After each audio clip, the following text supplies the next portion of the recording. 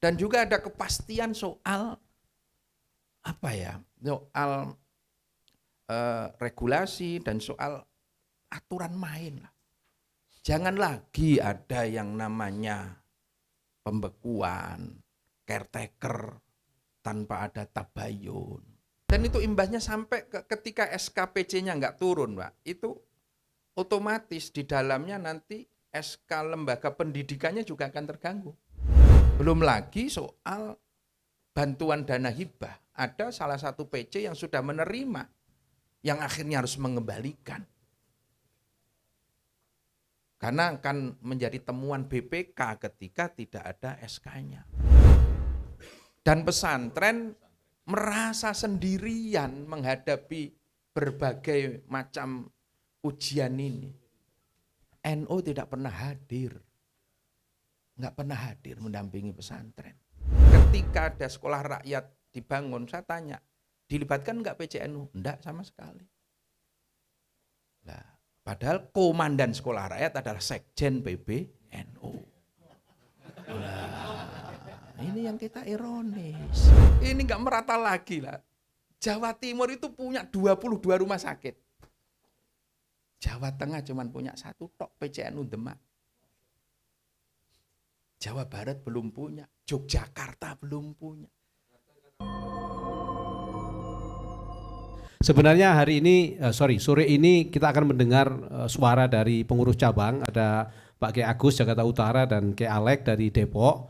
Cuman karena calon ketua umum yang hari ini diundang juga sudah hadir, Gus Yusuf Hudori, dalam rangka untuk hadir Kiai Indin dan Bapak Ibu sekalian, beliau harus habis pengajian langsung ke sini, walaupun pesawatnya delay. Jadi harapannya jam 4 sudah nyampe, tapi karena delay jadi agak telat. Saya kira nanti beliau akan menyampaikan apa yang menjadi kegelisahan, harapan, sehingga akhirnya kenapa beliau harus ikhtiar untuk bersama-sama khidmah. Bahasa beliau bukan memperbaiki, siapa saya yang memperbaiki NU, tapi saya mau khidmah dengan peran yang selama ini sudah dibebankan kepada saya, ngurus PKB 30 tahun beliau sampai beliau mundur. Dan mungkin salah satu inspirasi beliau, kalau tadi Prof. Maskuri Abdillah, muridnya langsung Gus Dur. Nah, beliau terinspirasi, Gus Dur muridnya langsung abahnya beliau. Jadi mungkin ini bagian dari Lataiful Isyarah. Kenapa kok Gus Dur mondoknya di Tegalrejo? Mungkin salah satu akan ada suatu saat mungkin dari Tegalrejo yang juga akan berkhidmat di PBNU. Kakeknya Gus Dur. Oh, ini kakeknya Gus Dur. Ya, ini mondoknya di kakeknya Gus Dur. Kepada Gus Yusuf, waktu sudah tepat, dipersilahkan. Silakan, tepuk tangan dulu dong untuk beliau.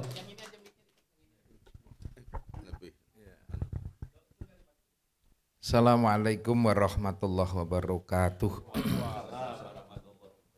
Bismillah, alhamdulillah, wassalatu wassalamu ala rasulillah wa ala alihi wa ashabihi wa mawalah amma ba'dah.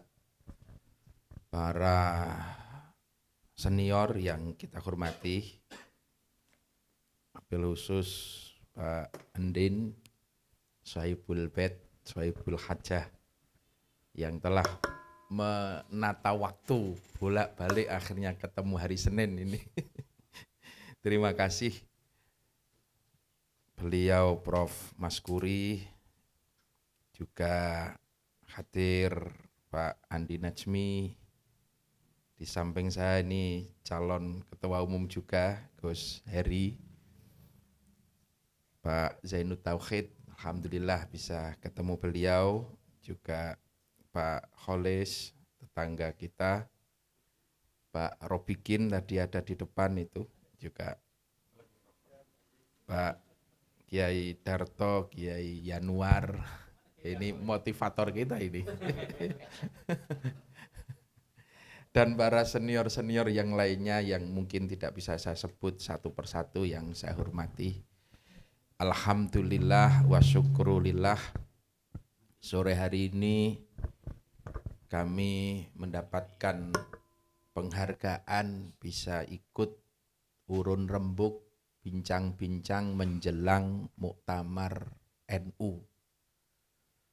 NU masa depan dan masa depan NU.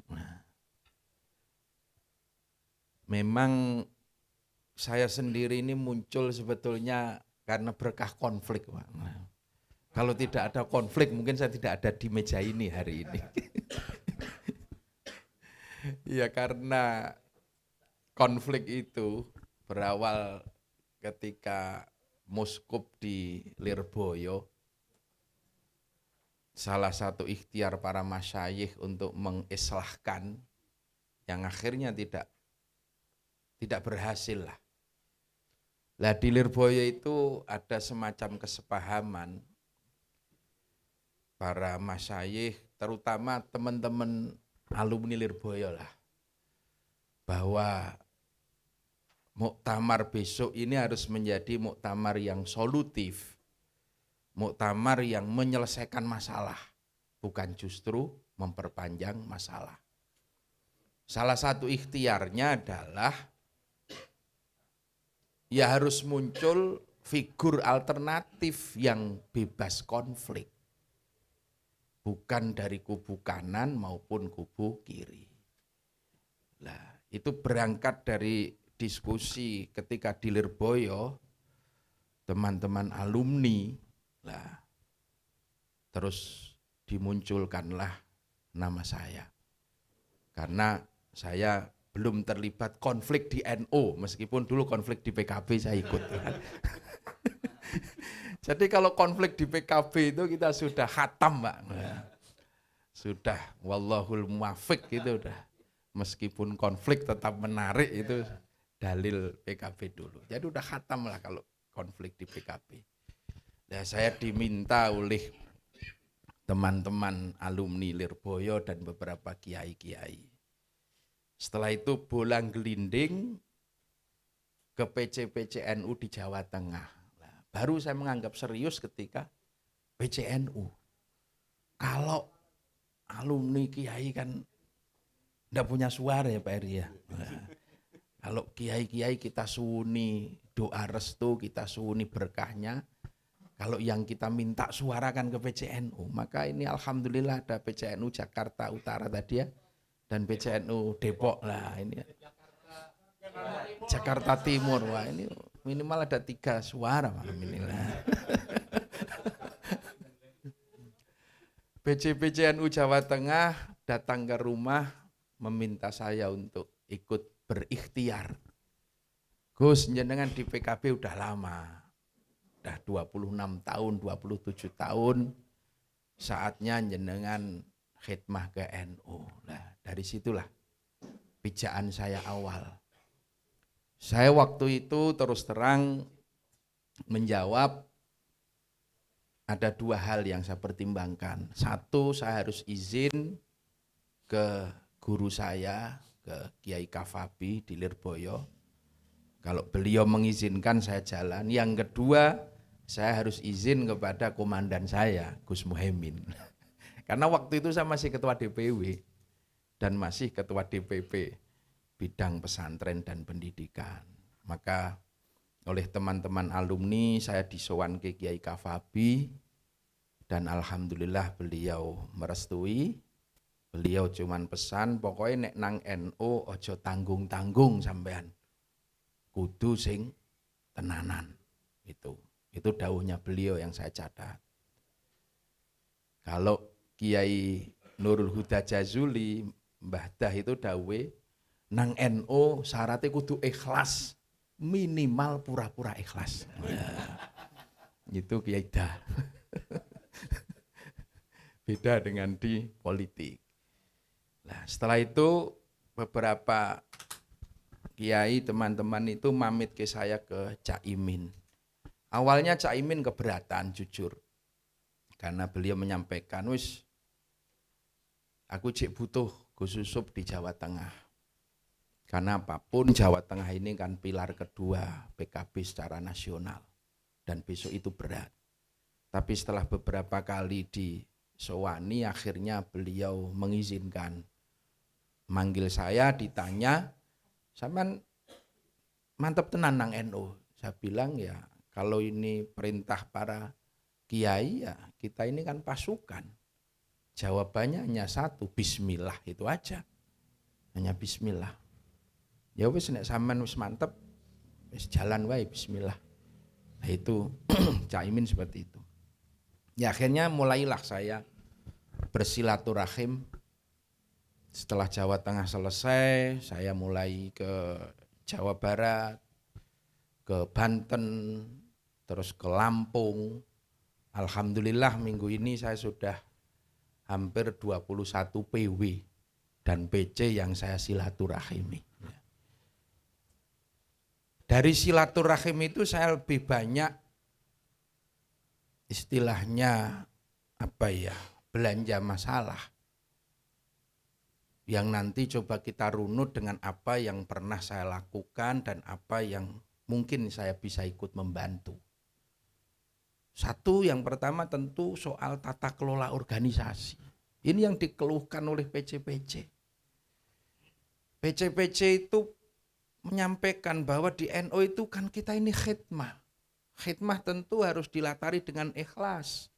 Khidmah itu dengan bahagia. Nah itu yang hari ini tidak didapatkan. Kan hari ini ya NU menjadi sangat strike, kaku.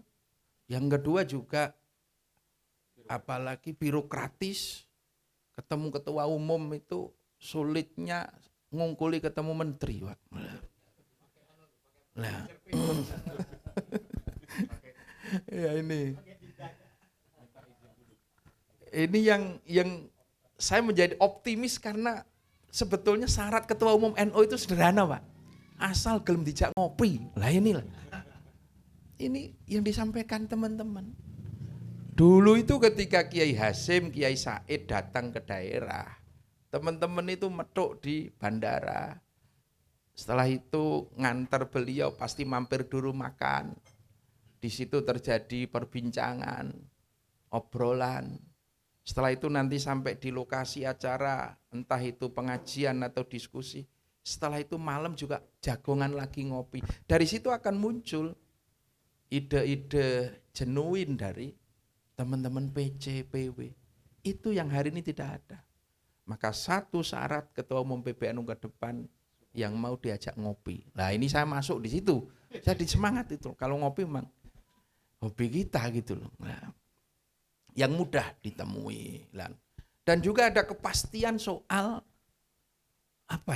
soal regulasi dan soal aturan main. Jangan lagi ada yang namanya pembekuan, caretaker tanpa ada tabayun. Ini yang terjadi. Terutama di Jawa Timur ketika saya muter di beberapa PC-PC di Jawa Timur. Terus juga mau konvercap itu loh. Malam sudah disiapkan, terop itu sudah dipasang. Muslimat sudah masak. Pagi tinggal pembukaan, malam jam 12 turun surat pembatalan konvercap. Ini sangat tidak menghargai upaya kerja-kerja dari teman-teman. Hanya karena calon yang konon direstui PB belum aman. Nah, ini hal-hal seperti itu masih terus terjadi. Nah, imbas dari konflik ini kan SK-SK kemarin sempat mangkrak. Banyak sekali. Dan itu dampaknya di bawah luar biasa di PC-PC. Satu tentu tentang program organisasi yang mati, yang kedua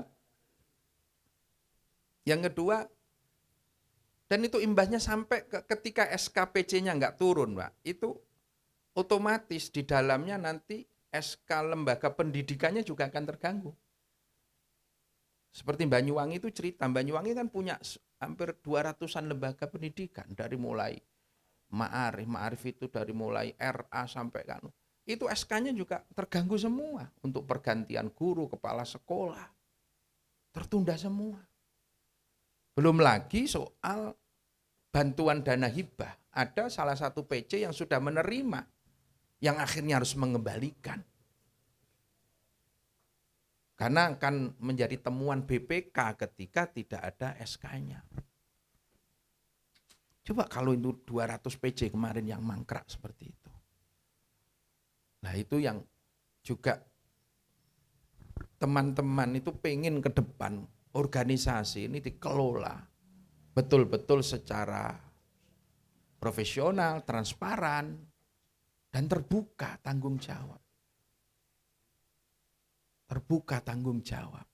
Ini yang menjadi tugas kita bersama. Itu. Agar teman-teman itu khidmah itu merasa nyaman, ikhlas. Tidak lagi takut seperti hari ini ketika mau meleng ke kanan dipelototin yang kiri. Mau ke sana dipelototin yang kanan. Mau muktamar harus tegak lurus.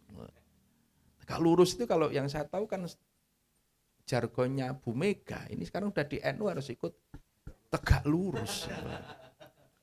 Tegak lurus itu loh. Nah, ini lagi nggak nyaman itu loh. Bagaimana ke depan ber-NU itu dengan nyaman, dengan bahagia.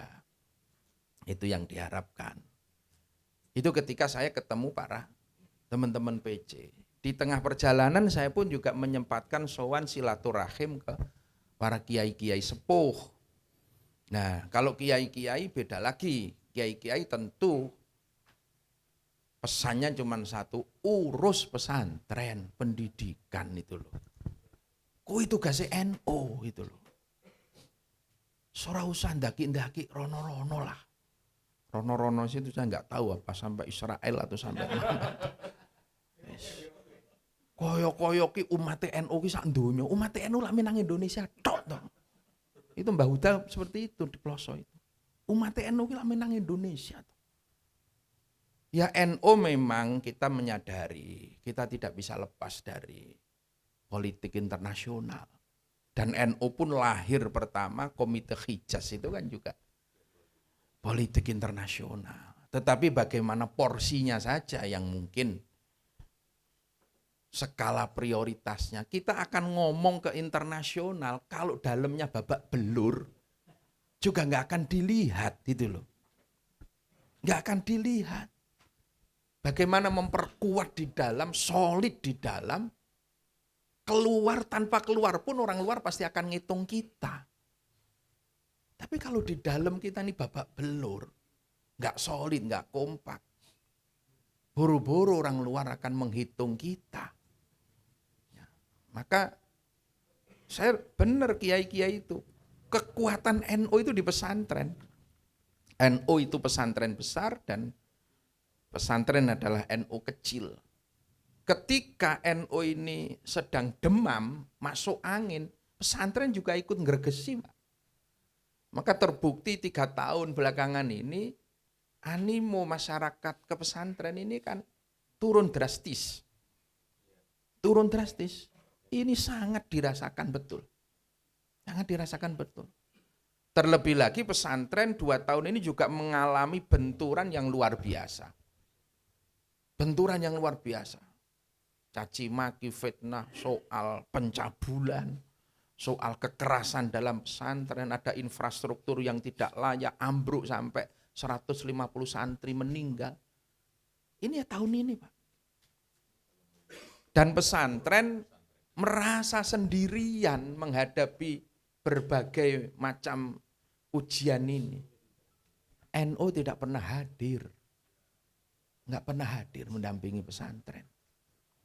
Ya, maka diharapkan betul NU ke depan akan lebih konsentrasi ke pesantren.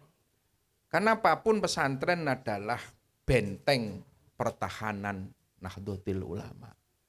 Ketika masyarakat sudah mulai meninggalkan pesantren, ini sebetulnya warning, alarm keras untuk ke depan Nahdlatul Ulama. Maka tugas kita bersama ke depan untuk kembali menjaga pesantren itu. Memang pesantren itu ya berat, Pak. Ada beberapa hal yang pokok itu. Satu ya soal transformasi pesantren. Nah, saya ketika berbicara itu tidak lagi berbicara program, karena saya di rumah ketepatan juga gaweane ngurus pesantren gitu loh. Dari mulai pesantren salaf, terus bagaimana kita menyiapkan transformasi pesantren dengan pendidikan formal sampai ke perguruan tinggi, bagaimana kita menyiapkan skill anak-anak agar mempunyai daya saing Nah itu yang diharapkan hari ini. Ya, nanti rumah sakit di ujung nanti. Nah itu yang sering saya sampaikan. Terus ada faktor eksternal. Ini yang menarik ketika saya sampaikan di PC dan PW. Satu, hari ini Pak Prabowo ini kan punya program yang bagus sekali, yang namanya sekolah rakyat. Ini akan membuka akses masyarakat miskin untuk bisa mengakses pendidikan secara lebih layak dan bagus. Karena sasarannya adalah masyarakat miskin. Diberi asrama, diberi seragam, diberi makan. Anggarannya per A itu 3,4 juta per anak. Per bulan. Per bulan 3,4 juta. Ini luar biasa. Bagus bagi masyarakat bawah, tetapi ini juga tantangan bagi NU. Bagi pesantren. Karena ceruknya sama ini. Kalau kita nggak siap, ya nanti ini akan kegerus. Santri-santri ini akan pindah masuk ke situ, Pak. Saya pernah menyampaikan ke Cak Imin, itu diintegrasikan lah program sekolah rakyat itu dengan pesantren. Pemerintah nggak usah bingung-bingung bikin fasilitas asrama, anggarannya diberikan ke pesantren. Jawaban Pak Prabowo katanya, ini legasi saya. Cak Imin, ini legasi saya. Nanti pesantren ada sendiri programnya. Nah, udah. Terus saya usul lagi minimal kalau nggak disambungkan lah. Bikin sekolah rakyat di kabupaten ini PCNU dilibatkan. Minimal iso urun gurune atau apalah. Ponakan saya ketua PCNU, ketika ada sekolah rakyat dibangun, saya tanya, dilibatkan nggak PCNU? Enggak sama sekali. Nah, padahal komandan sekolah rakyat adalah Sekjen PBNU. Nah, ini yang kita ironis itu loh. Iya. Iya. Iya. Iya, iya, iya. Iya. Ya. Terus yang kedua, yang menarik lagi, Pak Prabowo ini punya program sekolah SMA Garuda Unggul. Saya diskusi 2 jam dengan Prof. Stella, Wamendiknas. Memang itu terinspirasi dari SMA TN, Taruna Nusantara. Ini kan sekarang ada istilah TN Connection. Ya, mulai dari Letkol Teddy, Mas Pras, Daryono, Giono, AHY, ini semua adalah lulusan TN semua. Belum lagi yang beberapa di Pertamina, ini semua jalan semua. TN. Nah, Pak Prabowo itu pengen bikin semacam TN itu di setiap provinsi. Untuk anak-anak yang berprestasi di daerah, nanti dikirim ke situ, digodok 3 tahun, terus disalurkan ke top 10 university. Universitas yang terbaik di luar negeri, itu cita-citanya. Nah ini juga bagus bagi masyarakat. Tetapi ini juga tantangan bagi NU, saya bilang gitu. Kalau kita nggak siap, ini nanti akan kesedot ke sana semua gitu loh. Akan kesedot ke sana semua. Dan namanya TN ini ya sekolah nasionalis, tentu juga liberal kan. Apalagi sekarang. Saya itu kan tiap tahun ngisi di sana. Karena tetangga aja lah. Saya ketepatan itu saya bikin sekolahan juga head to head dengan TN. Di seberang jalan ini TN, seberang jalan ini saya mendirikan pesantren Swiss Subhanul Waton Islamic Integrated School. Ini cuman seberang jalan. Dan saya juga jujur terinspirasi dari TN saya. Banyak hal yang saya ambil karena saya dekat dengan beberapa kepala sekolahnya. Banyak diskusi. Saya itu kemarin bulan puasa kemarin diundang ke sana masih acara Nuzul Quran. Pas mau ceramah itu kepala sekolahnya ngomong, Gus, tahun ini beda dengan kemarin. Bedanya apa, Pak? Ini nanti yang ngaji, mohon maaf, kita kumpulkan semua, tidak hanya yang muslim. Non muslim pun juga ikut Nuzul Quran, Gus. Maksudnya apa Pak? Waduh ini arahan dari pusat seperti itu. Ya saya akhirnya ya Gus saya tahu lah ceramah itu gimana lah psikologinya. Kalau kita mau ngaji udah, waduh kok enggak ini akhirnya cuman hai, yang penting lucu kan. Nah, yang kita pengen daki-daki, pengen titip akidah, titip NU, akhirnya ya buyar. Yang ironis lagi ketika kita duduk ramah tamah itu kepala sekolahnya ngomong, Gus, ini sekarang jamaahnya di sini tinggal maghrib. Loh, yang 4 waktu kemana Pak? Bebas di kamar sekarang. Nah itu namanya bebas sholat dan bebas tidak. Itu. Artinya mereka takut kalau terlalu religius gitu loh. Nah ini kalau nanti anak-anak NU ketarik ke sana, padahal itu kader-kader yang potensial. Nah ini bahaya. Maka solusinya saya bilang, satu solusinya. Setiap provinsi harus punya SMA unggul NU. Itu enggak bisa ditawar lagi. Harus punya pesantren unggulan satu. Di setiap provinsi lah. Hari ini sebetulnya di Jawa Timur sudah banyak lah. Tambak Beras punya, Tebu Ireng punya, Lirboyo punya, Amanatul Ummah ada. Lah tugas PB ini ke depan tinggal dorong aja Pak Heri kalau jenang nanti jadi ya. Tolong. Ini kan tinggal mendorong aja pemerataan gitu loh. Saya diskusi dengan Kiai Asep beberapa kali saya sampaikan Kiai Asep. Sudah saatnya Amanatul Ummah jenengan bawa keluar Jawa. Sudah saatnya. Lirboyo Arisalah dibawa keluar Jawa. Saya juga akan coba membawa nanti Subhanul Waton keluar Jawa. Agar warga NU ini punya akses pendidikan yang merata. Ini yang mendesak ke depan itu. Yang juga soal layanan kesehatan. Amalia NU. Amalia sosial. Saya itu ketika di Jogja saya ceritakan Pak. Karena di Jogja itu pas saya diundang pelantikan PC itu di Bantul, di alun-alun itu. Masya Allah. Setiap PC itu ambulannya baru Pak. Saya bisi sama ketua PC Pak. Ambulannya anyar nggih. Nggih Gus. Kayak ambulan sak mono akeh nek oleh pasien gonong di saya bilang itu. PKU Muhammadiyah. Iki apikane wong NU Pak.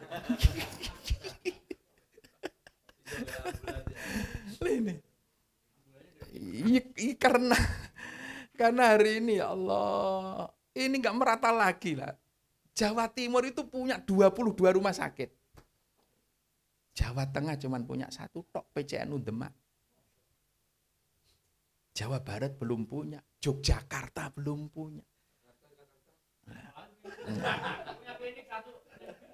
Artinya apa? Jawa Timur itu ada berarti kan inisiasi dari cabang atau dari tokoh-tokoh NU lokal.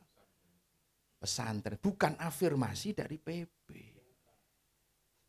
PB belum gerak sama sekali kalau soal rumah sakit ini. Nah ini sebetulnya yang harus kita dorong keluar. Saya jujur, saya ngelola rumah sakit sudah 8 tahun. Dan ini berkahnya PBNU. Karena waktu itu Kiai Said MOU dengan Siloam 10 titik rumah sakit bantuan atau kerjasama dari Siloam. Tapi sampai 2 tahun tidak dieksekusi. Tiba-tiba saya ditelepon Pak Darmono Jawa BK, itu ketepatan orang Muntilan, tetangga Pak, ownernya Jawa BK. Telepon, Gus, saya lagi makan siang sama Jim Sriadi. Dia itu lagi galau, sudah teken kerjasama dengan NU, itu di depan presiden. Kok 2 tahun gak dieksekusi? Sampean bisa bantu, lah bantu gimana? Ambil 1 lah Tegarrejo. Tegarrejo kan NU kan?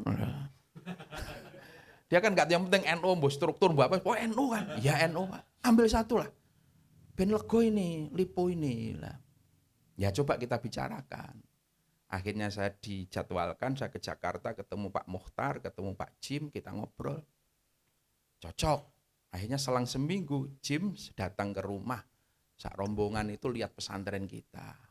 Setelah itu dia tanya, kebutuhan jenengan apa sih Gus? Saya kebutuhannya klinik Pak. Saya jujur, untuk melayani 10.000 santri ini. Oke, kalau kebutuhannya klinik.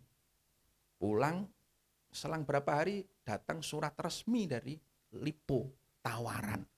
Saya waktu itu ditawari klinik hibah dari Siloam senilai 5 miliar. Atau bikin rumah sakit kerjasama. Nah, saya rapatkan di yayasan. Ya semua sepakat. Ya udah kalau gitu kita ambil rumah sakit aja gitu loh. Kita ambil rumah sakit. Itu jalan setelah itu. Komitmennya apa? Tegalrejo diminta nyiapkan lahan dan ngurus perizinan A sampai Z. Lipo akan nyiapkan semua infrastrukturnya. Oke, kita jalan. Kita jalan. Ya saya waktu itu bismillah aja. Saya berpikir ini ngurus izin rumah sakit itu kan rumit, Pak. Rumit. Maka waktu itu saya berpikir, Menko-nya waktu itu kan Mbak Puan. Makanya saya ngomong ke Mas Pacul, Mas, aku pengen ketemu ibu sampean, ibu nom atau ibu sepuh, bu nom. Ini Mas Pacul bilang gitu kan, ibu sih kan, Mbak Puan itu. Ya saya ketemu. Saya pamit Caimin, Tum saya izin mau MOU di kantornya Mbak Puan, gitu loh. MOU apa Gus? Iki lho soal rumah sakit karo Lipo gitu loh. Diatur waktu sama Mas Pacul, terus waktu itu Pak Jim, Lipo kita undang. Kita bikin MOU di kantor Menko, di kantornya Mbak Puan. MOU-nya jelas di situ. Backdrop-nya udah jadi. Kerjasama Lipo Siloam, PBNU dan Subbanul Waton Tegalrejo. Nah, ketika itu tanda tangan, kita ngundang PB, nggak ada yang datang. Saya kontak Faisal loh, sekjen waktu itu, nggak mau datang. Wah ini di PB masih komplikabel apa bahasanya itu. Uji urung firm Gus, soal Siloam itu ada yang setuju, ada yang tidak. Jangan jalan aja. Akhirnya kita jalan. Karena itu MOU di tangan, di kantornya Menko, di bawahnya ada Menkes, ada apa. Ya sudah, izinnya jalan dari atas ke bawah. Nah, ini yang, ya apapun kita ini kan orang politik Pak. Orang politik artinya kita banyak teman di partai-partai lain. Ketika kita ngomong untuk kepentingan NU ya harus bareng-bareng lah. Karena waktu itu yang punya kekuasaan di PDI, Menko-nya Mbak Puan, saya harus ngadem Mbak Puan. Ini demi NU Pak, itu loh. Agar rumah sakit ini jalan. Karena ngurus izinnya itu capek betul kalau dari bawah Pak. Kita kan paham birokrasi kita. Sama dengan NU hari ini. Kalau bisa dipersulit, kenapa harus dipermudah? Gitu loh. Itu yang ngurus SK aja ya Allah, lamanya. Lah itu akhirnya jalan kita 7 bulan Pak itu rumah sakit. Dari mulai MOU sampai jadi 7 bulan. Lantai 3 senilai waktu itu 98 miliar. Itu NO 10 sebetulnya Pak. Kenapa kok nggak dieksekusi gitu loh. 10 titik gitu loh. Kenapa nggak dieksekusi?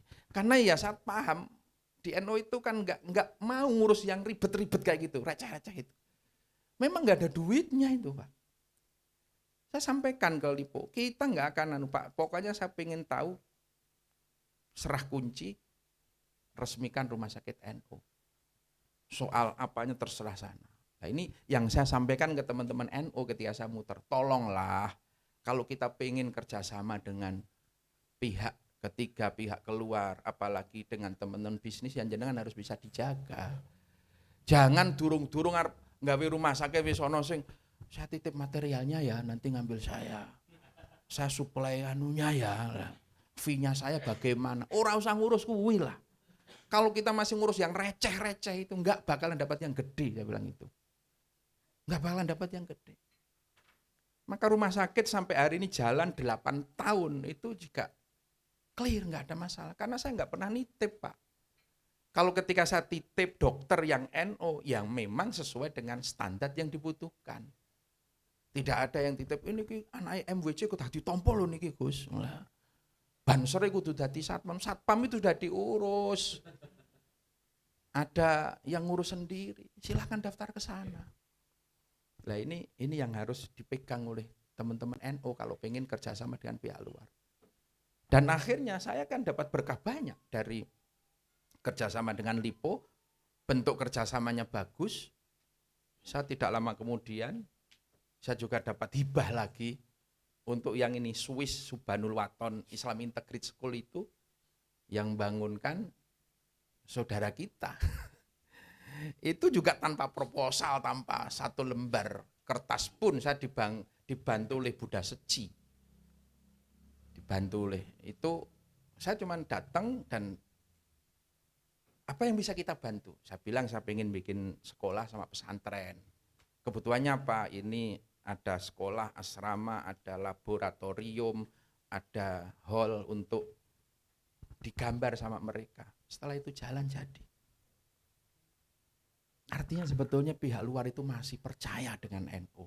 Asal kita ini bisa menjaga integritas kita. Jangan selalu ngomong receh-recehan lah. Dan saya nggak pernah lihat duit rupiah, nggak pernah lihat bentuk uang atau material atau apa. Yang penting mereka kita kasih kesempatan bangunkan selesai jadi jalan.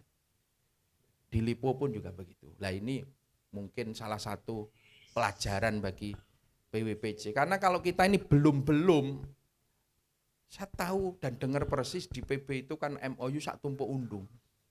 MOU, tapi nggak ada eksekusinya. Karena setiap eksekusi pasti ribut soal itu. Nanti siapa jadi komisaris, siapa jadi ketua, siapa yang nggarap ini, siapa yang EO-nya siapa ya. Ya. Ini mungkin beberapa hal yang penting. Yang terakhir ya soal ekonomi. Soal ekonomi ini menjadi ruang hampa di NU yang juga harus kita garap serius. Marip ya, oke. Ya, oke. Terima kasih, matur nuwun, nanti kita lanjutkan diskusi lagi.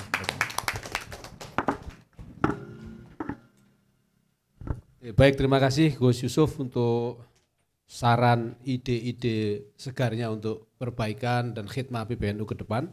Saya kira kita istirahat sejenak untuk berbuka puasa bagi yang berpuasa dan kita sholat maghrib sejenak. Baru kita lanjut lagi nanti untuk kita pendalaman dan penguatan dari para senior-senior yang sudah hadir. Demikian, terima kasih. Wallahul muwaffiq ila aqwamit thoriq. Assalamualaikum warahmatullahi wabarakatuh. Jumlahnya 4,5 juta, sekarang tinggal 1,5 juta. Jadi 3 juta turun. Gus di dalam sana, monggo Pak Prof. Alhamdulillah sudah buka puasa, sudah ngopi, sudah rokokan, dan saya kira kita sudah mendengar beberapa gagasan-gagasan besar dari calon-calon ketua umum yang